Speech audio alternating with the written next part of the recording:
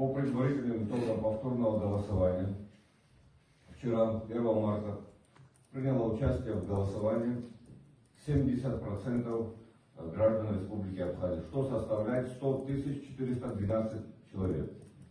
По предварительным итогам голосования Арцзумбатгур Амиранович набрал 41% 54 сотых, что составляет 41 708 человек. Гумба Бадра Зуравович набрал 54,73 сотых, что составляет 54 954 человека.